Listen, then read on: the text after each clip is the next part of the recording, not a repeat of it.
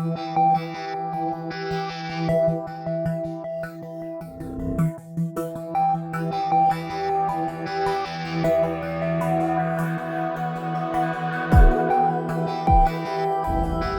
last month in February, the Consumer Product Safety Commission put a ban out, and you could no longer sell, or dealers could no longer sell, small motorcycles and ATVs to kids 12 and under.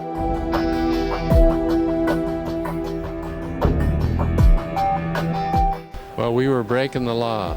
We were selling 3 banned motorcycles because the law is absolutely ridiculous and they don't seem to respond. They've had 6 months to respond to the complaints and change the law, and it's really hurting the motorcycle industry and the businesses and the families that want to buy bikes and go riding.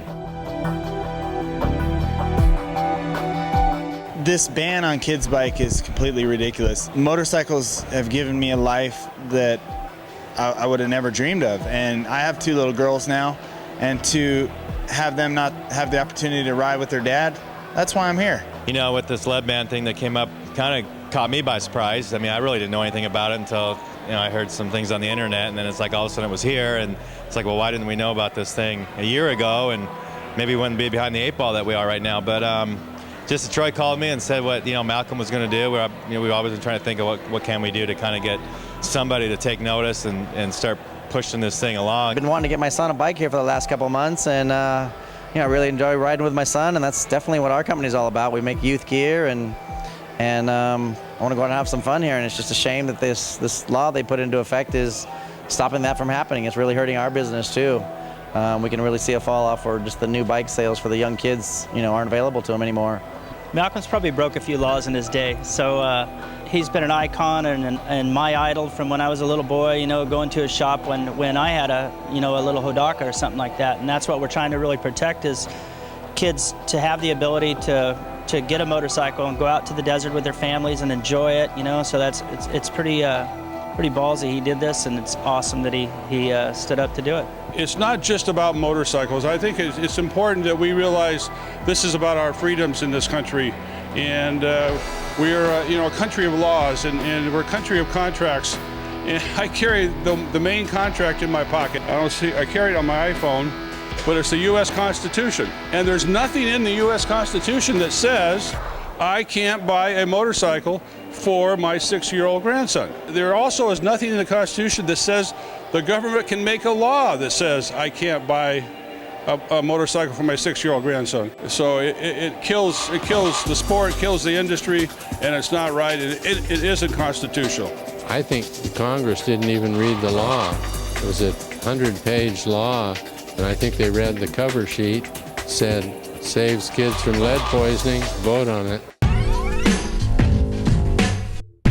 Yeah, I have to say that in my 30 years being involved in this sport, I've never seen a kid chewing on the cases or sucking on a battery, so I'm pretty sure no one's going to be eating the cases or sucking on the foot pegs or anything like that. Yeah, that's a good one. It's just laughable, but you know, I feel like if your kid was 5 years old, went into the garage and there's a bike there, there's a quad there, and there's a car there, it's much easier to get to the hood of the car and eat that battery than it is of a quad, because you got to get tools. So I think now we should maybe not have kids ride under 12 in any vehicle on the road, and then I think that'll be fair game, you know. So Yeah, I haven't seen that happen. I know Max used to chew on his little Hot Wheel toys and stuff like that, but I think they grew out of that pretty fast. I mean, that's kind of the joke of the house. I'm going to buy you a new mini bike, but please don't eat the exhaust pipe or something, you know? It's ridiculous. She's never put her mouth on the frame of a motorcycle. It's preposterous to think that a child is going to be affected by the lead in a motorcycle. It doesn't make any sense to me whatsoever. The law was just not thought out. Certainly nobody meant to limit my daughter's ability to have fun. And that's basically what's happened. I went down to the sporting goods store this morning, walked in, there's no age restriction at all, and I bought fishing weights, lead fishing weights. Man, I grew up going fishing with my dad and taking split shot and biting them on the line and holding them in my mouth and never even thought anything of it. And you know, kids don't chew on their motorcycles, they ride them, and it's just a misplaced law.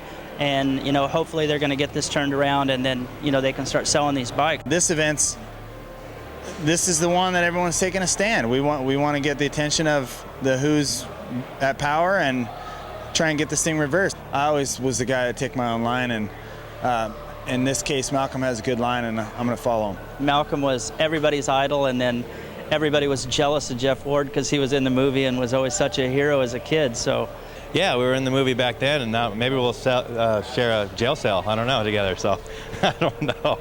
We'll get it turned around. They just need to drop that age limit down to like 3 or 4 in my mind here, and get these kids back out riding again, man. They've already been out there doing it. Taking away from them now is really there's no way I'm going to be able to take my mini bike away from my kid, man. He's too passionate about it. Oh, I'm going tomorrow morning to Baja, Mexico to ride for 10 days, so they can't find me. Where I ride, they would never find me.